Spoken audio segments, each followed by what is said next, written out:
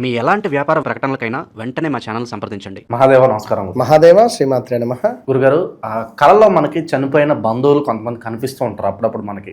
అలా కనిపించడము శుభమా అశుభమా?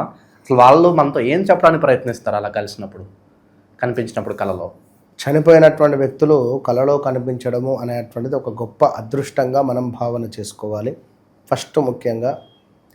రెండవది, వారికి చేసేటువంటి శ్రద్ధ. ఇప్పుడు చనిపోయినటువంటి వారిని మనకు పితృ దేవతాస్గా చెప్తారు. పితృ దేవతాస్కు సమర్పించేది శ్రద్ధ. మనం పెట్టేది శ్రద్ధగా పెట్టేది శ్రాద్ధ కర్మలు. ఇవి మనం వారికి ఏమైనా లోటుపాట్లు చేస్తున్నామా అనేటువంటి విషయాలు. ఒక భగవంతుడు కలలో కనిపిస్తే ఏమనిపిస్తుంది మీకు? చెప్పండి. మంచి సంకేతమే, శుభం జరుగుతుంది అనుకుంటావా అనుకోవా? సో ఏదో పూజ చేస్తూ ఉన్నాం, అమ్మవారి వద్ద నుండి ఒక పువ్వు జారిపై కింద పడింది. ఏమనిపిస్తుంది? కోరిన మన కోరిక అమ్మవారు తదాస్తు అన్నది.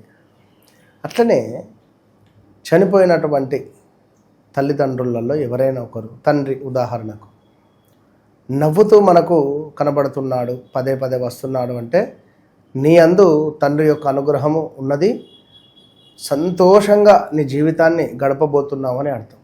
ఏదైనా కొంతమేర హెచ్చరిస్తున్నట్టుగా వచ్చినట్టయితే ఏదో చెడు జరగబోతున్నది, జాగ్రత్తగా ఉండండి అనేటువంటి అర్థం మనకు. అసలు వారు కలలో కనిపించడం అంటేనే అదృష్టం. రేర్ కలలో కనిపించడం అంటే అదృష్టమే అది. ఇంకా మూడవది, వారు దిగులుగా ఉన్నట్టుగా మనకు కల వచ్చిన, వారు బాధపడుతూ ఉన్నట్టుగా కల వచ్చిన, ఏదేమైనా పితృదేవతలకు సంబంధించినటువంటి దానాలు చేసుకోండి అని అర్థం. ఇక్కడ పితృదేవతలు మేము ఆనందంగా లేము అని అర్థం. పాపం చనిపోయినటువంటి వారు అసలు ఈ వీడియో చేయడానికి కూడా నా మనసు రావటం లేదు. ఏది ఏమైనప్పటికీ కూడా ఉన్నప్పుడు ఎవ్వరు దేకరు ఎవరిని. మనిషి మరణించిన తర్వాత ఎన్ని చేసినా కూడా శుద్ధ దండగా ఆ ఫోటోల ముందు కానీ ఎక్కడైనా కూడా వేస్ట్. వారి పేరు మీద నువ్వు ఏం చేస్తున్నావు?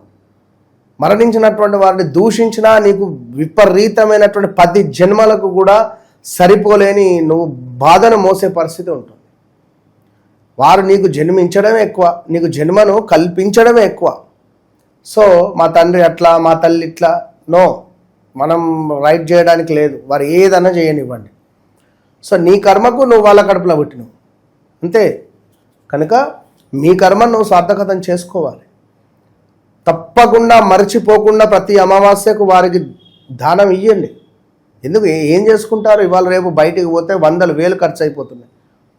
ఈ తినుడు తాగుళ్ళకు అని చెప్పి వేలకు ఖర్చు పెడుతున్నారు. గింతలన్న ఆలోచన ఉన్నన్నా ఒక కేజీ బియ్యము, ఒక పప్పు, ఇంత ఒక 2 రకాలు ఏదో ఒకటి 500 అయితే 300 అయితే కావచ్చును. 100 రూపాయలు చేతిలో పెట్టి స్వామి, 101 రూపాయి పితృదేవతల పేరు చెప్పుకొని పాలకూర కట్ట తీసుకొని పో, పెరుగు ప్యాకెట్ తీసుకొని పో, బియ్యం తీసుకొని పో. అరే పెద్దలకు దానం ఇవ్వండి అన్నా కూడా ధైర్యాలు రావు. ఏమన్నా అంటే విషయం ఏంటంటే వీళ్ళ గురించే. కూతురుకు పెళ్ళి అయితలేదు, కొడుకుకు పెళ్ళి అయితలేదు, మాకు అంతా ఆడ సంతానమే అవుతుంది, మగ సంతానం అవ్వటం లేదు. ఇవన్నీ దోషాలు ఉంటాయి. ఎందుకు ఉండవి? ఖచ్చితంగా ఉంటాయి, 100% ఉంటాయి, ఎవరు నమ్మినా నమ్మకున్నా. అదేవిధంగా తల్లి మనకు నవ్వుతూ కనబడితే తల్లి ఆశీర్వాదం ఉన్నది అని చెప్పి ఇట్లా ఉంటుంది. పితృదేవతల యొక్క అనుగ్రహము మనకు లభించాలి అని అనుకుంటే ముందుగా ఫస్ట్ అమావాస్య, ప్రతి అమావాస్యకు పితృదేవతలకు సంబంధించినటువంటి ఆ ఫోటోలను శుభ్రపరిచి చక్కగా వారికి సంబంధించినటువంటి ఒక దీపారాధన చేసి ఏదైనా దేవాలయంలో కానీ ఎక్కడైనా మనకు బ్రాహ్మణులకు కానీ దీపారాధన చేసి వాళ్ళ ఫోటోల ముందు వాళ్ళ పేరు మీద దానంగా ఇవ్వాలి. గోవు యొక్క సేవ చేసుకోవాలి. అదేవిధంగా పితృదేవతల పేరు చెప్పుకొని ఎక్కడైనా అన్నదానం ఏర్పాటు చేయాలి. మన శక్తి మేర, స్తోమత మేరకు వస్త్రదానాలు చేయాలి.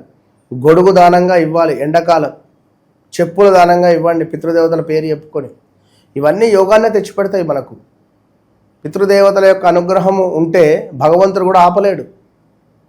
భగవంతుడు ఏదైనా కోరిక ఇవ్వాలి అని చెప్పి ఇస్తున్నాడు అనుకుంటే పితృదేవతలు అడ్డుపడితే తప్పకుండా వారు కోరికనివ్వరు.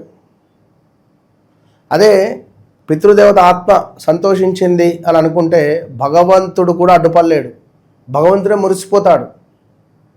అట్లా ఉంటుంది. కనుక తల్లిదండ్రులకు సంబంధించి అది ఏది ఏమైనప్పటికీ కూడా ఈ జన్మలోనే వారు మీకు తల్లిదండ్రులు కనుక సరే, స్టెప్ మదర్ కానీ స్టెప్ డాడ్ అవన్నీ లిమిట్. వాళ్ళ వయసు ఉండేటువంటి వారిని గౌరవించుకోండి. వాళ్ళ వయసు వాళ్ళకి ఏదైనా డ్రెస్, ఒక వాచ్ ఏదైనా కొనిస్తే సంతోషపడతారు. అంటే ఇవాళ రేపు ఉన్నారు, మంచం మీద పడ్డారు, వీరికి సేవ చేసుకోలేక చచ్చిపోతున్నాము, వీరు ఎప్పుడు చనిపోతారో, వీరికి ఆయుష్ ఎన్ని రోజులు ఉంది, ఇలాంటివి కూడా కొంచెం పెట్టండి అమ్మ ఫోన్ అంట నేను. ఎందుకంటే రేపటి కాలంలో నీ పరిస్థితి ఏమవుతుందో కదా నీకేం తెలుసు.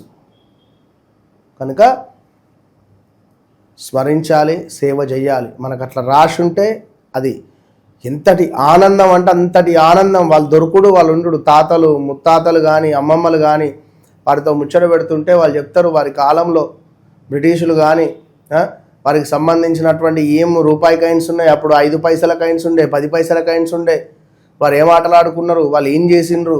ఇవాళ రేపు పిల్లలకు టైంపాస్ అవుతలేదు, బోరు కొడుతుంది అని చెప్పి ముచ్చట పెడుతున్నారు. మరి ఆ కాలంలో కరెంటు కూడా లేదు, ఏం చేసేవాళ్ళు అడగండి, తెలుసుకోండి విషయాలను, ఎన్నో విషయాలు తెలుస్తాయి కదా. ఇదంతా మీకు ఉపయోగపడేదే. కనుక జరిగిపోయినటువంటి వారు కలలో కనిపిస్తే మనకు మంచిదే. ఏమైనా పూజలు ఉన్నాయా, వ్రతాలు ఉన్నాయా, నోములు ఉన్నాయా, ముడుపులు ఉన్నాయా, వీటన్నిటికీ కూడా మనకు ఒక సింబల్. సో అప్పుడు తప్పకుండా ఇంటిల్లిపాద కూర్చొని చర్చించుకోండి. ఏమైనా మరి తిరుపతి మొక్క, లేదా వేములవాడ మొక్క, లేదా శ్రీశైలంలోనా, లైక్ ఏదైనా షిరిడీలోనా, లైక్ ఏదైనా మీకు ఎక్కడైనా వస్తా అనుకున్నారా, ఏమిటి తప్పకుండా ఒకసారి విచారణ చేసుకొని అది తీర్చండి.